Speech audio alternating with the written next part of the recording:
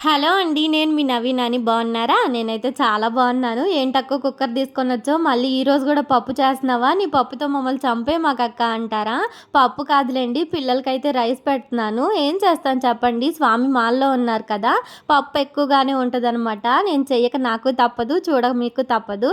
Adjust అయిపోండి. ఇక ఇప్పుడైతే అన్నమైతే వండేసి క్యారెట్ ఫ్రై అయితే చేయాలి. పక్కన క్యారెట్స్ కనిపిస్తున్నాయి కదా! ఈ మధ్య ఏంటంటే కంపల్సరీ గ్యాస్ కిందయితే కట్టేస్తున్నానండి. ఇంతకుముందు సిలిండర్ దగ్గర కట్టేసేదాన్ని కాదు. ఇప్పుడైతే కంపల్సరీ కట్టేస్తున్నాను. దానికైతే ఒక ఇన్సిడెంట్ గూడా అయిందనమాట. నేనైతే ఒకరోజు పాలు పెట్టేసి ఇక కట్టేయడం మర్చిపోయాను. పాలు పెట్టింది గూడా మర్చిపోయాను. అవైతే పొంగిపోయి గ్యాస్ కూడా ఆఫ్ అయిపోయిందండి.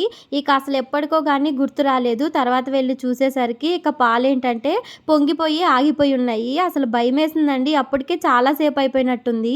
గ్యాస్ అయితే స్మెల్ వచ్చేస్తుంది. ఇల్లంతా గూడా నేను డోర్స్ అయితే వేసేసాను. లైట్స్ అయితే వెలుగుతూనే ఉన్నాయి. దేవుడి పటాల దగ్గర అయితే ఇక కామాక్షి దీపం అయితే అప్పటికి వెలుగుతూనే ఉంది. దేవుడు మా అందునున్నారనే చెప్పొచ్చు.